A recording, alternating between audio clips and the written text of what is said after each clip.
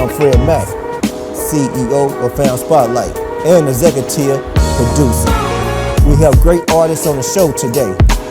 Check them out. Welcome to the show.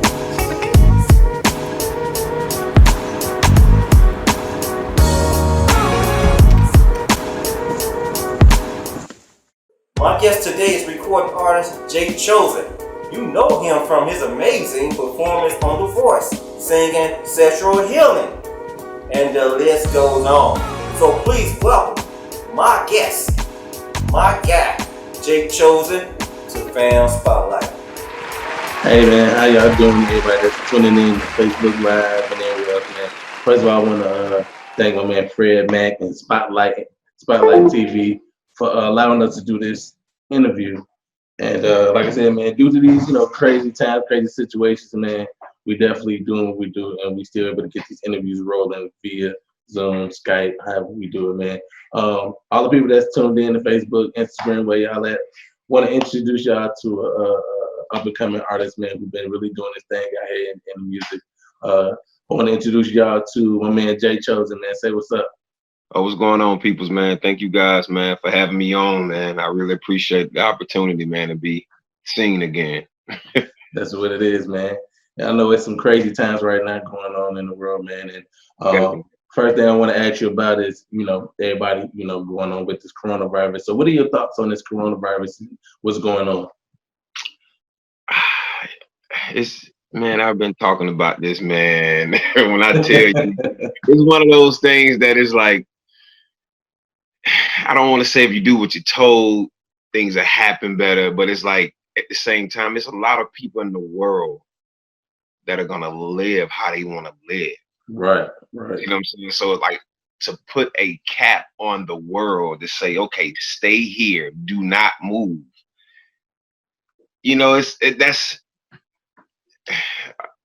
That's why the death tolls are so far up how it is now, man, because it's like I feel like if they telling us one thing and we doing another thing, and you seeing people leaving here, you got to put two and two together somewhere to say, okay, well, it's not safe right now, so why go out there when it's not safe when you can stay in and do your part to see what, and then if it doesn't happen the way they said it would happen, now we got more leverage to lean back on and be like, okay, we did it.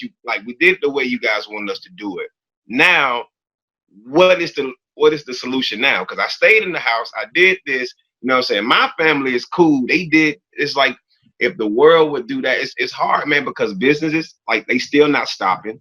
Right. You still got people on the road. You still got people that work in warehouses that still work there. Right. Like they have people. I heard cases, you know what I'm saying? Like man. It's like 238 people in Georgia that worked in the warehouse because they kept them working. They end up testing positive. Right. You got 238 workers, man, that tested positive. So now it's like, when are we gonna wake up and see, okay, well, man, like, let's take it a little bit serious. They take the right precaution and see what happens. Because if we do it how we want to do it, we've been living like that all our lives. Agreed. So, like, how are you and your family and people that your team, how are y'all dealing with it? Like, just staying in the house, what are y'all doing? Man, it's so hard. It's so hard to do what you're told, bro. It's like going back to school, man. When the teacher tell you do homework, I don't want to do no dang homework. You know what I mean? So it's right now. It's just communication through the phone, man, and just through video chat, and just like seeing what we can do to better the brand, and also with family. It's like it's keeping everyone in either a box or a triangle. It's like, okay, well. If you're not here, you're gonna be there. You're gonna either A, B, or C, and that's it. You know what I'm saying? Right. Especially when you come down to the the kids. You know what I mean? Like, the kids can't be out like that. So it's but my family on that end. Everyone is doing well. They taking the right precaution, and everyone is holding up on their own. It's the best thing you can do, man. To be honest, what advice would you give, like, the world, like, if they use on a platform where you can just speak to everybody, and just what advice would you give the world on, like, their mindset on how to deal with it? What advice would you give them? I would just say, like, first of all, it's a shame that it has to come to this for us to be clean. I agree. I agree. You know what I'm saying? I just had this conversation. I'm gonna answer your question, but I gotta get this one out too. So it's like, you know how they do in the grocery stores, right? Yeah, yeah. Before this virus, did you ever think about the stuff that you was touching and putting back? Nah, you just go through the motions. You go through the motions. Yeah. Like, you think about the stuff you was putting back on the shelf and touching your face when you got in the car and all that stuff there, scratching your face when you got back in the car. But now all of a sudden, it's like, okay, wear this and wear that. But it's like, guys, this been happening before this coronavirus. We've been doing all this dirty crap. We've been doing all this exchanging this stuff. We've been doing all that. But my advice to the world would be, really wake up, man. Like, wake up. Great. And at the same time, I feel like my mother used to tell me it's too many cheap and not enough Indians. Yeah. You know what I'm saying? So it's like, yeah, I agree. Yeah, so it's like, if we all do our part, we can blame them then. True. If we all sit there and do our part, like, look here, guys, nobody was on the street. We did this. Y'all said the numbers came down, all this, but we have to work together for, like, as the world, bro. You know what I mean? Yeah. And I feel like I feel like a lot of people not taking the right precaution. And that's where it starts. Nobody's really listening because they like, well, shoot, well, if I'm gonna go out how I want to go out. Right. Dumbest thing I ever heard. That. You know what I'm saying? Right. You can't be like that, man. You definitely can't. And it's crazy that we still, like, you know, people going through the motion, do what they want to. And how do you think this is affecting, or how it is affecting the music industry and the entertainment industry, to where you can't go on? Man, it don't put a halt on a lot of things, man. A lot of things don't got canceled for a lot of people. Yeah. Like the lineup that I had, oh my God, I wouldn't be able to talk to you right now, bro. True. Like that's true. And it's like, now it just makes you sit here and think, because now you only have time. It's like everybody's at home jail. Right. You see what I'm saying? So now that we inside, it's like, okay, well, now the thought process is like, it's okay, well, how can I move without me actually moving? Without me standing still right here, how can I network and still get music out there, or still, you know what I'm saying, get the message across? It's like, now it's a different thought process, because what if this happens again? Right. What if you in the middle of your career, everything is booming for you, and then the world shut down again? How are you going to operate after this? So I feel like it's teaching a lot of people how to operate without being able to move too. Yeah, I agree with you 110%, man. I definitely agree with you a whole bunch with that, man, because it really is a crazy situation that we in. But, you know, we just try to do our best to, you know, keep moving and, just continuously do what we've been doing, you know, just continuously just working and just moving. And then, like I said, with technology, man, it really, you know, helps, you know, with what we can do and what we can't do and whatnot like that. So technology running the world right now, man. So how do you think this will change the music entertainment industry in the long run, due to the fact that, you know, we got to stay in the house and stuff? How do you think in the long run we can be better prepared for something like this if it happens again? I feel like it's just going to be I feel like people are going to find different ways to still make money, even if we can't move, even if like the world shuts down again. I feel like somebody right now, not just myself, are going to find a way that we still can give the people what they need in a time, in a time like this. And I just feel like it's going to take everybody to do it, though. You know, it's going to be on that one band, one sound. Yeah, so you feel me? So it's like all the people that's being greedy, all the people that's being like, you know, to themselves. And it's like, yo, it's going to be time out for that, because we all going to have to end up working together to pull something that we all love to do, you know? Yeah. Especially for like the old heads that still trying to make money. Right. It's like, okay, you learn the hard way. Yeah. It's going to be like a teacher. You got to teach them, kind of like, you know, you got to really teach them. And Yeah. And that's how we gonna have to move together, man. Like even with the radio stations. The radio station's gonna have to stop grabbing themselves and be like, hey man, I'm gonna help this person out too. We're gonna work together and move this stuff together. Cause if we don't do it, bro, if we can't move, you're only gonna have your platform. Right. You see what I'm saying? And if your platform is not up to par and you got someone else that like, look, you know what, bro? I see you grind, I see you this, that, and the third. Let me help you as well. It's gonna take that because we all can do it. But people get so stingy. People get so one track mind and be like, nah, I'm doing this for me, and that's it. At the same time, you can help somebody else get somewhere that may be better than you. Yeah. You see what I'm saying? Yeah. So yeah, man, it's crazy when you think about everything though, man. Yeah. So, I want to dig in deep to more you as the artist. There's a lot of stuff we want to dig into. And one thing I want to know is what type of music was being played in your household when you was coming up as a kid? Woo. man, goodness, bro. You went there. Okay. Yeah.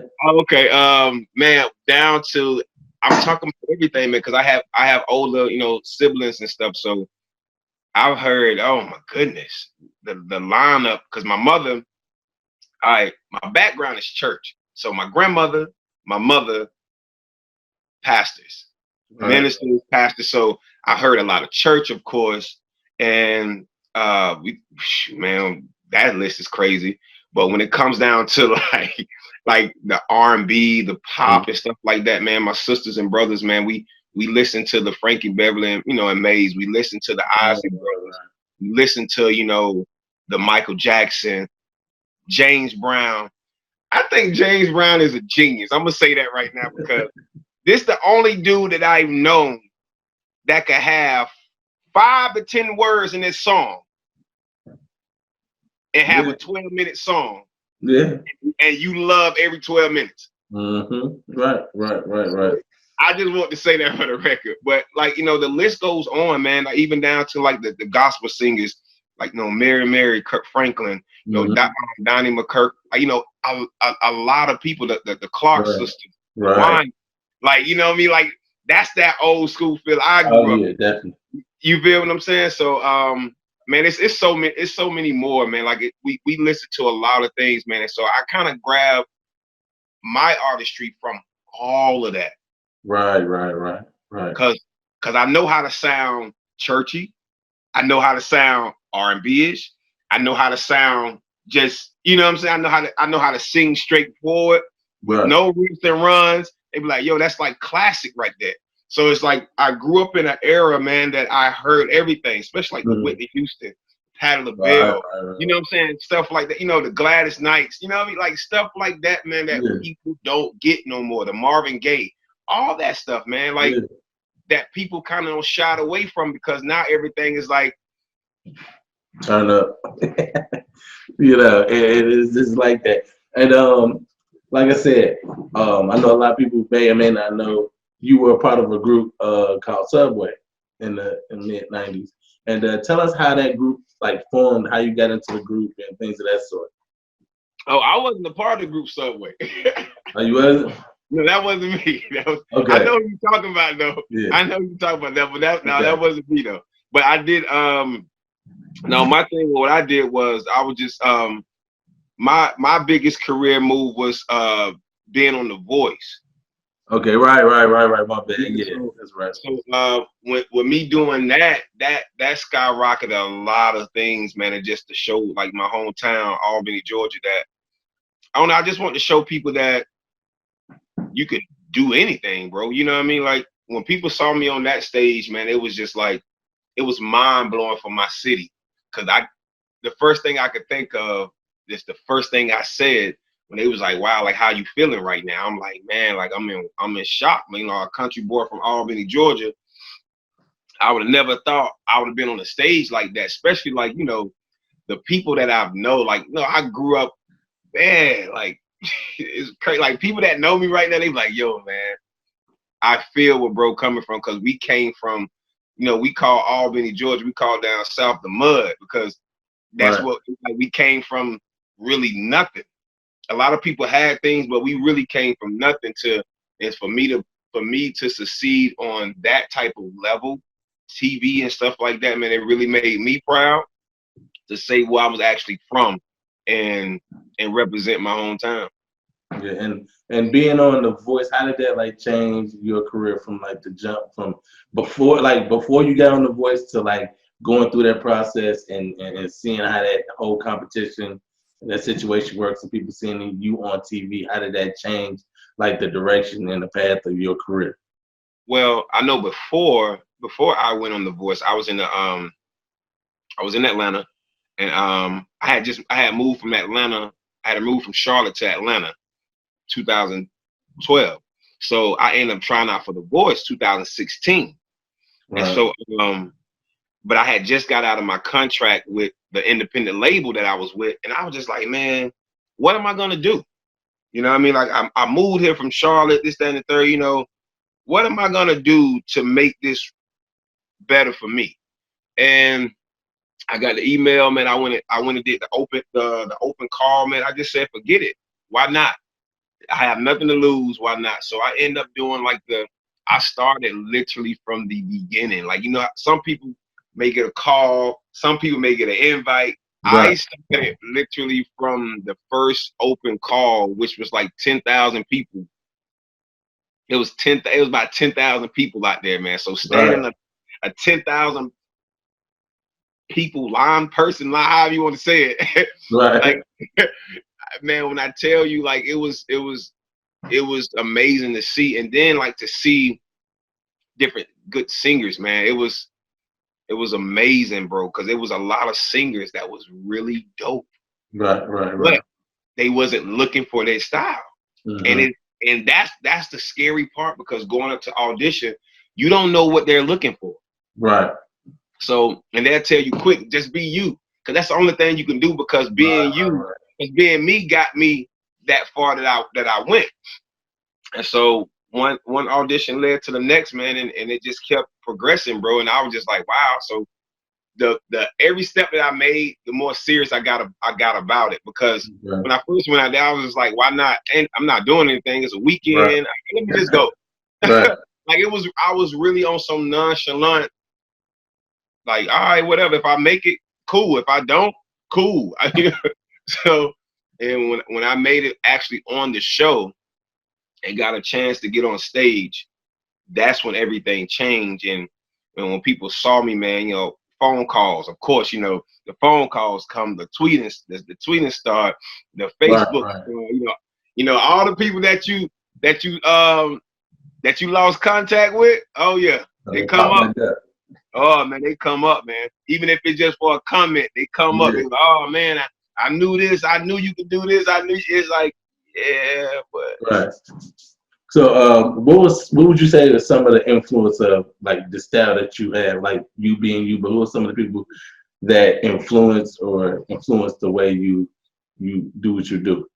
Oh man, I would definitely have to say my favorite singer, man, Joe, man.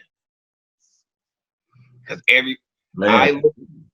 Joe, I could with Joe, his perfection on how he sings, bro, is so clean, man. And like when I listen to him sing, I just be like, your control. And I kid you not, when I sing to people, or people don't see me sing live, that's the first thing they say. They say, man, your control is amazing, or how you know what you want to do type thing. And that's what I got from Joe, man. And I was just like, Joe was one of those singers, man, that was like the Tank that's now like underrated. Right. You know what I'm saying? He got his rocks off. You know what I mean? He got a couple of albums off, but it was like it just didn't go over the top like it should have went. Like, man, like you were supposed to be bigger than you really were. You know what I mean? And so, and I feel like the same thing with Tank, man. So I could feel myself in that Joe, Tank, and then Marvin Gaye. Right. And, you know, and that type of pyramid, you know what I'm saying?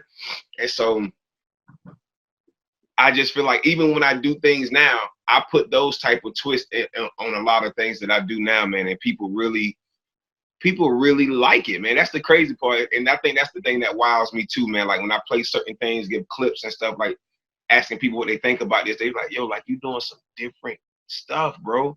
But it's really nice. When is it coming out? That's what I get. When is it coming out? I'm like, bro, it's a process to it, man, because I want to make sure when it does, I can say that was my best. Mm-hmm. So, what are some of the sacrifices that you've made or found yourself having to make to be successful in this music industry? Oh man, the sacrifices I made, man, is like spending time with my family, man. Like I've always been on the move, bro.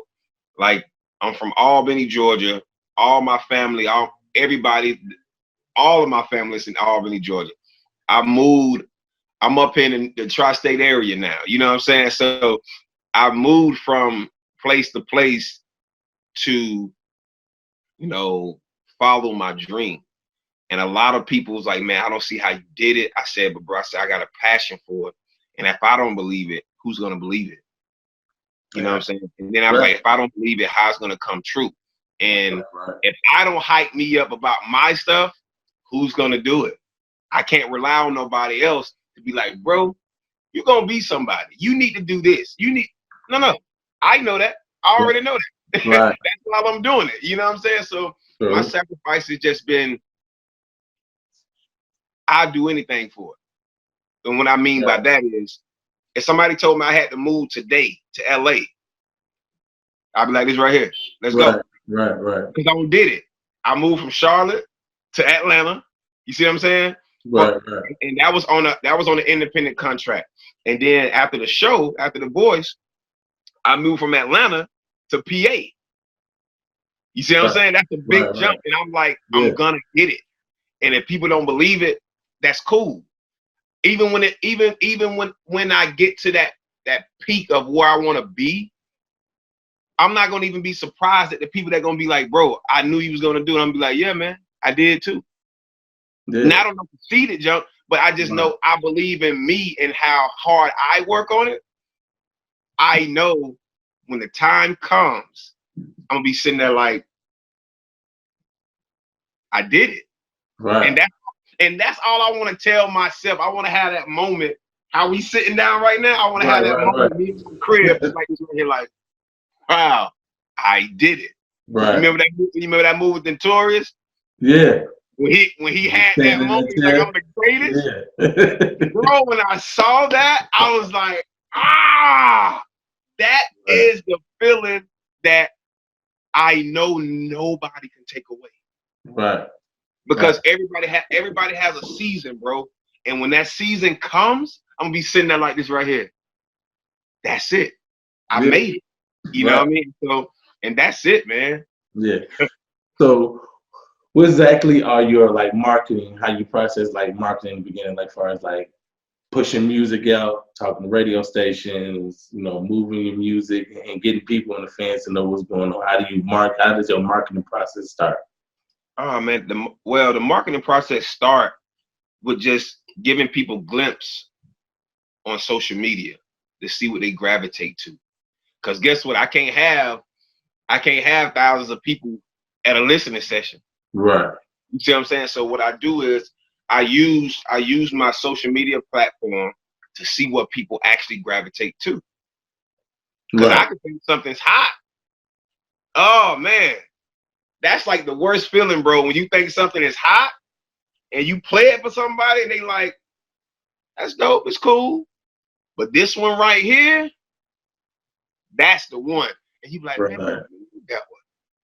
So it's like, and me on this journey has really, you know what I'm saying, opened up my eyes to let me know it doesn't matter what I like. Mm-hmm. You feel what I'm saying? Like, I just have to do the best that I could do with every song. So, because at the end of the day, people are gonna tell me. It's the people. Right. Even though I love this as a passion for me, the people are gonna let you know what they actually like. Right. So that's how I move from there, man. And then, like, you know, I get with my team, man, and we just come up. We come up with a different strategy every time, because at the same time, the same strategy ain't gonna work for every song.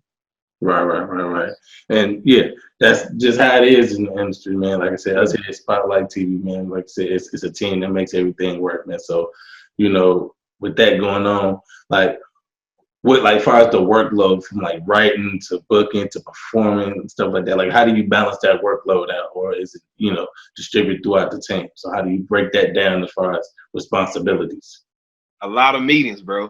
It's like it's a lot of meetings, bro. It's like, because if you don't have order, it's gonna be chaos, bro. If you don't have a structured team, it's gonna be chaos. You know what I mean? So it goes from it really goes from, I do all my stuff. Like right now, I record myself, I write my music. So I just have my different producers that send me different tracks. But other than that, I get in my own zone, bro, and I just go until I trust other people to help me write. Right. You know what I'm saying? Because if I'm telling you I like this feel, don't go away from that feel. Right. You could now don't get me wrong, you can bring your creativity, true, but still let me hear some of me. Yeah. You know what I'm saying? Right. You know what I'm saying? In your writing, if I tell you like, hey bro, I like this type of sound right here, I don't want you to have me over here looking like I'm about to start dancing and stuff. Right. Like, I want this type of groove right here that people could sit there and be like, man, like I really feel that, versus saying, okay, I want to do some cartwheels to this. You know what I mean? Like some, so it's like it's different processes, man. Like, but right now with me, bro, I do all of my stuff, man. Everything that people hear, I write it. You know what I mean? And don't get me wrong, I don't work with different people. Like my people, Chanel Red, they did a lot of stuff, man. Like, oh my God. Chanel Red, Tosh Jackson, that was a former manager, man. But he did a lot of stuff as well, man. And I still take my hat off to these people because they took me up on their wings or whatever and shaped me at the same time. And so I have a writing team, but I like to get in my zone myself. Then if I need that, I'll be like, hey man, what y'all think about this? And we still work close together in that aspect, man, because at the end of the day, 4 brains are better than 1. True. That's a true statement. It's definitely a true statement. Yeah. Now, how do you go about like accumulating fans, and how your fans reacted to like your music stuff? Like, how do you go about accumulating your fan base and about how they receive, your music and things on social media?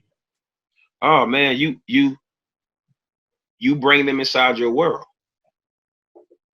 Because if like it's like, I DM fans, I try to, it's a lot of stuff that I do to let people know, hey, I'm human too. You know what I'm saying? Because there have been plenty of people that DM me and I responded and they didn't think I was gonna respond. Oh man, I thought you was gonna be on some bougie type stuff. I said, nah, bro. Nah, I ain't like that. I said, I'm cut from a real different cloth. I said, I talk to pretty much anybody if I feel like I can talk to you. You know what I'm saying? So, and anybody can tell you that, man. And I think that's a downfall for me too, because I love engaging with people to the point that I be like, yo, like, what you got going on? All right, well, DM me. Let's get on a video call. Like, I don't dare people like that. Like, right. Hey, I'm gonna call you right now. No, you ain't. No, you look, not no, you not. No, you ain't. And I'm gonna call people. They sitting there like this right here. Like, yo, you really call? Like, yeah, like I'm human like you. So engaging with people and let people feel like they know you personally. Right. Because when people feel like they know you personally, they're gonna lock you in. No matter how many songs you have done. Like, I had someone that hit me from Africa, bro. That's big. And me and my managers, we was like this, right? It was on a live, and I'm sitting there like this right here, like, whoa. Africa? Y'all know me? Liberty Me in Africa. And she was like, yeah, man, we love you over here. And I end up going live with her. And she was just telling me, she was like, you know, she was going through a lot, and she was like, your music healing people, like your music, like I listen to your music, and I'm sitting there like, wow, man. And I'm like, I'm not even on a Chris Brown status. I'm not on even, you know what I'm saying? Like, but it's like, you just never know, like, where your music and who your music touching, man. And so when I saw that, I'm just like, oh man, that gave me a whole different energy, man. So I love engaging with my fans, man. So even with the comments on the post, I hit people up on the comments on the post and just make people feel like they won, man. Because like celebrities always separate from the norm. Yeah. Like you can go on any celebrity page right now and say something. They would, some of them will say something. It just all depends if they see something right there that catch their eye to reply. You see what I'm saying? Right. And don't get me wrong, I know it's a lot of people that they can't do it, but at the same time, people you won't understand how much people appreciate it until you try it. And so, and that's how I accumulate my, I accumulate my fans, man. Like I stay true with them. I stay one with them. Right. And then at the same time, I ask them questions like, what y'all think about this? How y'all feeling about this? You know, who want to go live with Jay Chosen? Who want, you know what I'm saying? Like, to the point that they like, yo, I could possibly go live with this guy and just have a conversation with him. Right.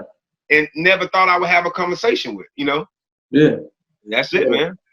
So like we understand, like, when you were on The Voice and that whole thing, like, what was the competition like on The Voice, and or you feel, was there any like big like competition where you like, this person is one of the people I feel like is my competition, or you just went in there with that mindset of it's me against everybody and I feel like I'm coming on top? I mean, of course, deep back in your mind, you like, I'm it. Right. Deep in your mind, I don't care what nobody say. They like how humble people could be. Deep back in their mind, they like, yeah, I got it. But at the same time, but competition wise, man, it was a lot of people, bro. Even the people that got sent home, bro. We went from on that show. We went when we had the executive producers audition. It was 300 and some people that was there. From 300 people, they dropped it down to 100. Man, that's deep. Bro, they cut throat, brother. Right. No wasted time. Man, so it was like, it went from just in Atlanta, 10,000. Only people that came out of Atlanta, I think it was like 3 of us. And only people that made it on the show was 2 of us. You see what I'm saying? So it was very cutthroat. And so when I had my chance, I was just like, I got a show. Right. But of course, behind the scenes, oh man, we at the hotels singing everything. So everybody was different, man. Like everybody had their different genre, man. And it was a beautiful sight to be quote unquote the top 100 singer in the world on that platform. And that's how I was telling people when we was out. I said, if you think about it, for this platform, we are labeled the top 100 people in the world. Right. And I tell people, I said, just really think about that. I said, now, when you get on the show, you are labeled as one of the best singers in the world on that platform. You see what I'm saying? Yeah. And so, but no, it was a lot of talent out there, man. And it was talent that you was scared of because they was younger than you. We had people that was out there 13, 14, 15, 16 that can sing up under the bus, bro. You sitting there, and then of course, they have that young voice, so they pitch and range is up. You sitting there like, I'm gonna compete with that when I'm, like, so it was very interesting, man. But the experience, man, I tell anybody, if you want to do it, you got to be yourself. That's the only way you're gonna make it. You got to be yourself, and then at the same time, you got to play the game, man. Everything is a game, So that's basically it, bro. Right. So, like I said, at what point or like what phase of your career did you like start earning money to show you like, okay, what I'm doing, I'm in the right direction, and I can start moving and doing better things with this money coming in. Man, let me tell you. I think I started earning money for this music thing. I want to say 2015. Okay. Yeah, and this was before the show. Especially like for shows and stuff. But me putting out music when I started, like getting like checks from that happened like recently. You know what I'm saying? Like 2018, bro. Because it was like I was doing my own stuff. I was putting out my own stuff and Right. and watching the numbers and watching everything. Because I tell everybody, man, you don't know where the devil at, man, until you show up, bro. Right. And so it was a lot of snakes in the grass, man, and that I ain't see a couple of bills, man. So but you live and learn with it, because when you don't know, they want you not to know. Right. Right. Because if you don't know, you're gonna be like, well, if I don't know, I feel like whatever they're giving me is fine. Right.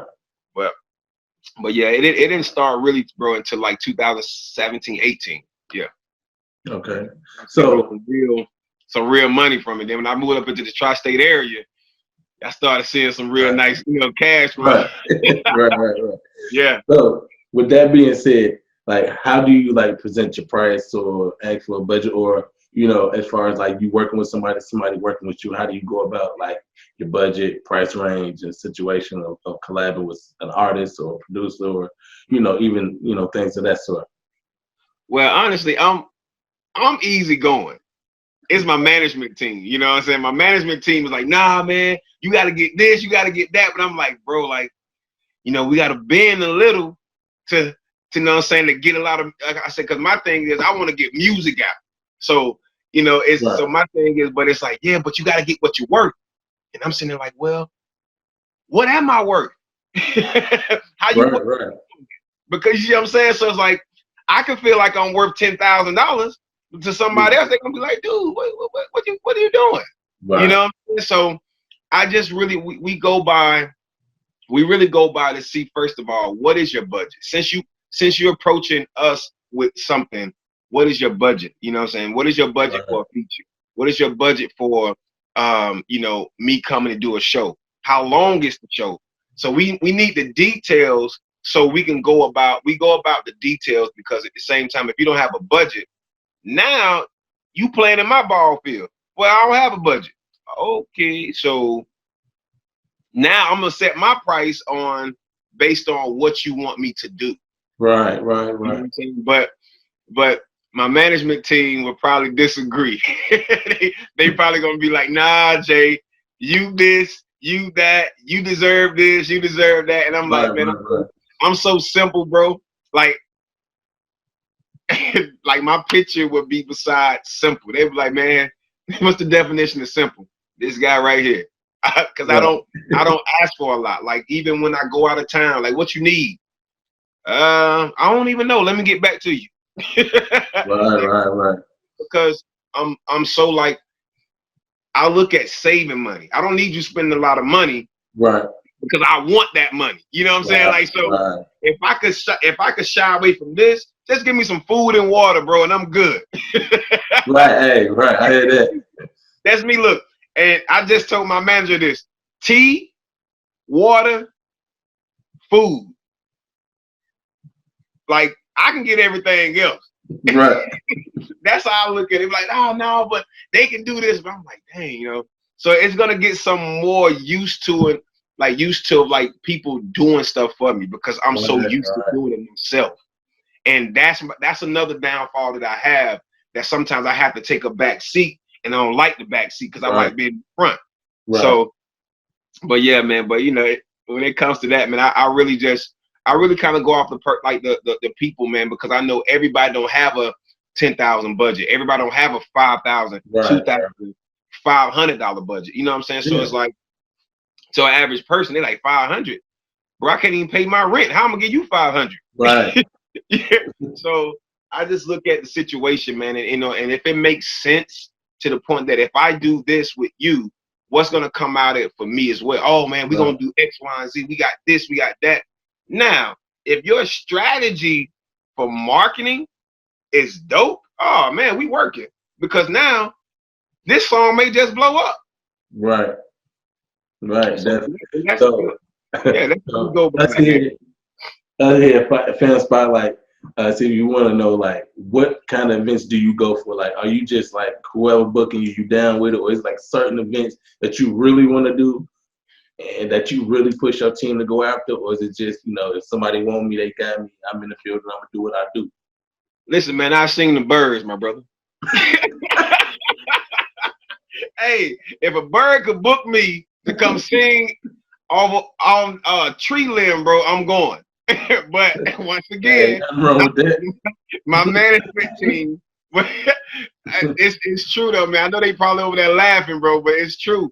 Like I would sing to birds, bro. If a bird could tweet me and say, well, hey man, we want you over here for such and such a, we got this amount, bro, I'm going. Look, I'm like my mother, bro. I'm not missing no money. You hear me? I hear that. But on another note, I'm in love with festivals.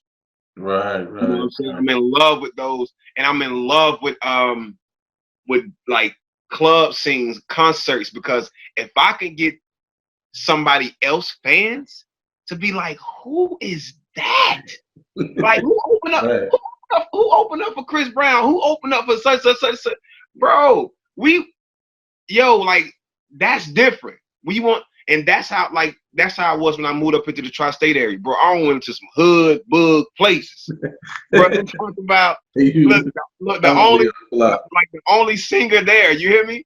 Like all rappers, the only singer, and I come out and they like, man, where you from, bro? Because I need somebody on the hook. Right. And I love going to places that people don't know me, because I open people's eyes to a different direction. They be like, yo, we've been looking for an R&B singer. We've been looking for this. And bro, you came out of nowhere. And so with me, bro, I go to the end of the world and back. It don't even matter. Like if I can get there, I'm on it. Yeah, that's definitely what's up. Definitely love hearing stuff like that.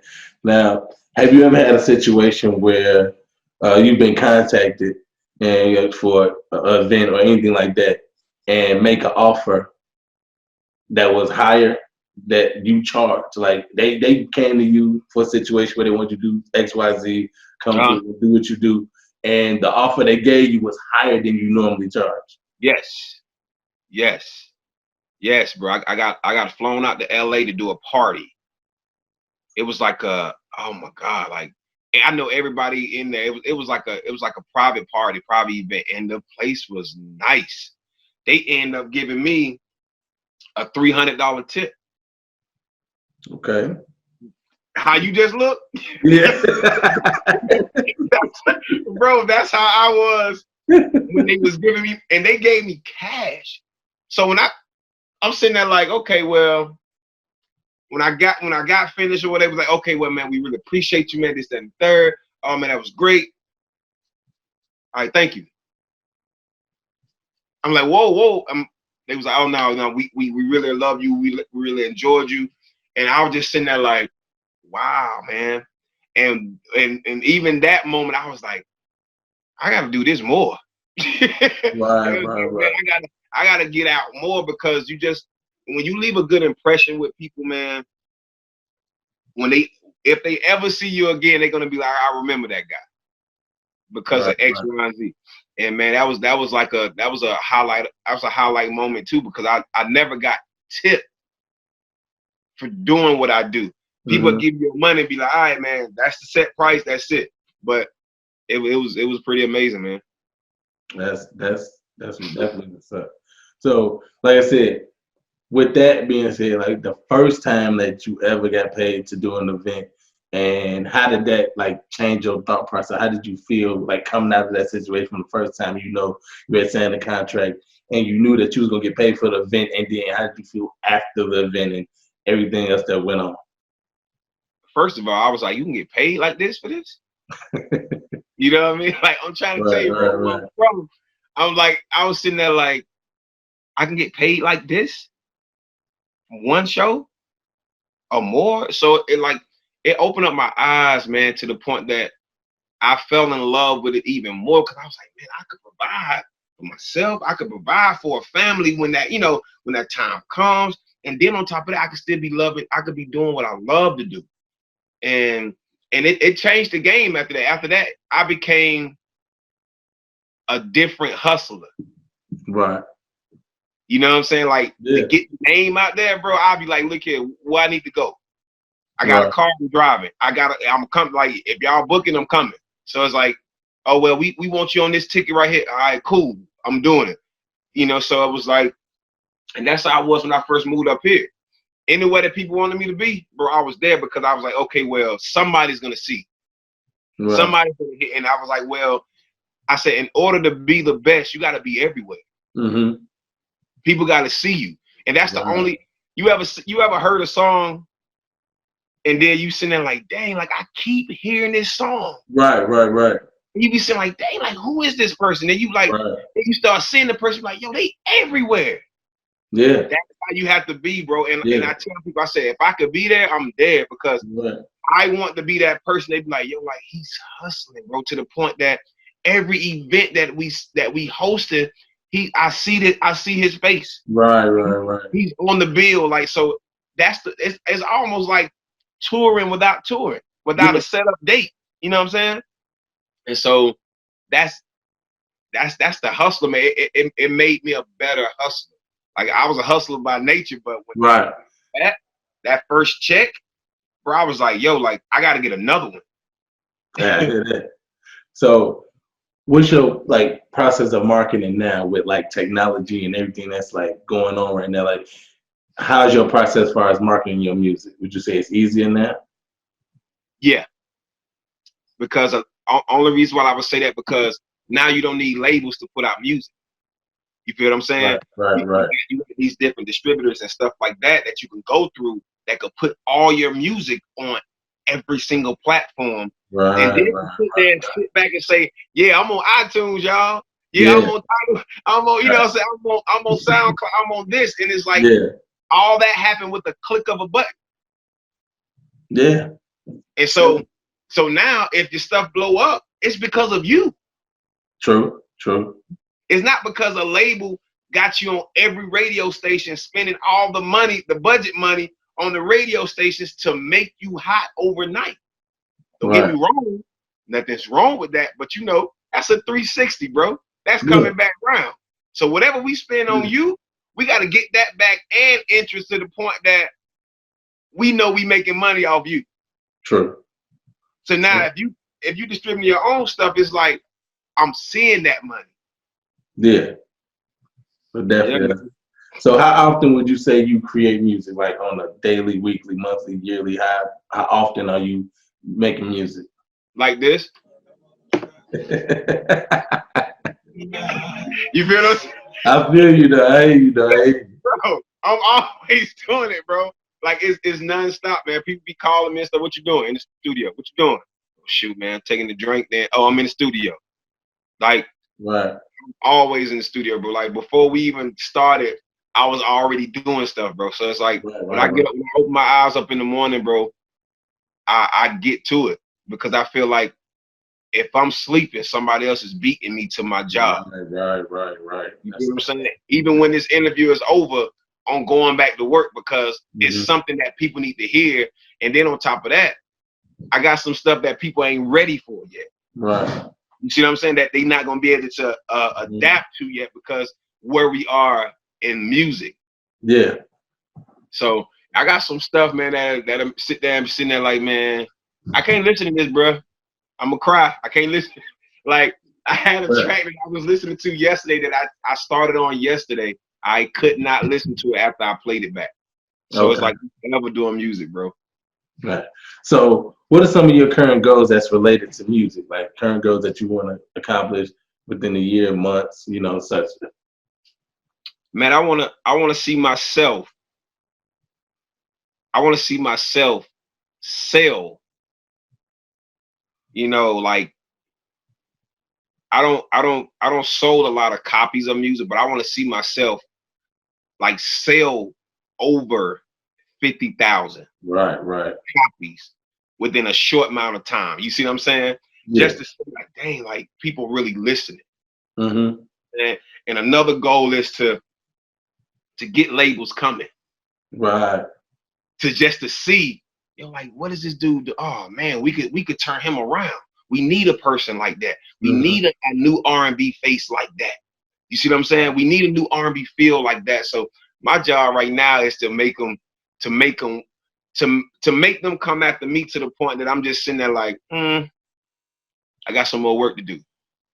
Right. Already, y'all know, I still have that leverage or whatnot. So right now, man, it's just the work ethic. I want to keep that work ethic to the point that when I do drop something, if I, I do end up being with a label, I already have music for the next 3 albums. Right. So that's all I'm doing right now. So now when they say, okay, well, what your catalog look like? Bro, I got finished songs, I got unfinished songs. We probably got about 1 million songs over here that we can go through, that we could probably revamp and kill. And that's my whole thing. Like I do different ideas to the point that I got ideas in my computer, bro, from 2015 that I won't even touch because I feel like it's a time and place to do it. Right. And how are your fans like how are your fans like today? Like, when you drop something new, or say you post and you do what you do, how your fans gravitate? Like, oh, man, listen, they waiting on me to drop something now, bro. Anything I play on social media, they be like, stop playing with us, man. Like, when you gonna drop something? When you gonna do this? Like, I'm serious. Like, I'm serious. I don't have those inboxes like, I'm tired of you giving us these little clips, man. Like, when you gonna drop something? And I like that because they want something different. Right. And I feel like if if I'm giving them little by little, when I give them the big piece, they're gonna be like, yo, thank you. And so, but they gravitate to it, man. They loving it right now. They want me to drop something real soon. I already have something to drop. It's just the whole point of, talking to my management team and when we gonna drop it, because it's already ready. Okay. Because I want something else to be ready behind it. I don't want to because I don't want to be bombarded if that just takes off and we don't have a backup plan. You see what I'm saying? Oh man, you dropped the song and it went crazy. Then all of a sudden, we rushing for a second song. Right. So the marketing strategy for that will have to be definitely down to the T, man, to that we ready, because when I drop something, I want to go, I want to be able to do a tour, something like that. You see what I'm saying? So right now it's like I have the music, but it's like we don't have the movement because of what's going on.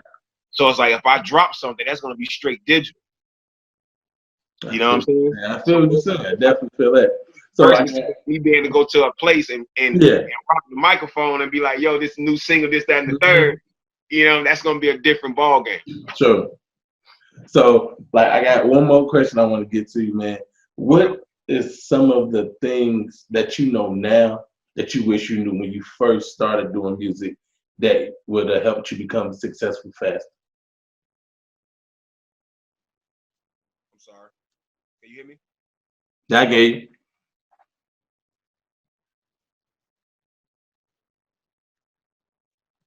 Hold on. Can you hear me? Yeah, I can hear you, bro. We good. You can hear me, right? Yeah. I can't even hear you though. That's the crazy part. Can't hear me? But I got the question, so I'm gonna just okay. Okay. Oh, there it is. There it is. Okay. All right. I guess somebody was calling me, but I got it on Do Not Disturb. But I got to get somebody. Right. But what I know now that I wish I would have known then was the business. Right. A lot of artists say that, man. A lot of artists say that. Right. Business, the business, because when people get into something they love, you throw the business out the window. You be like, oh man, I love doing this and I'm good, so let me do it.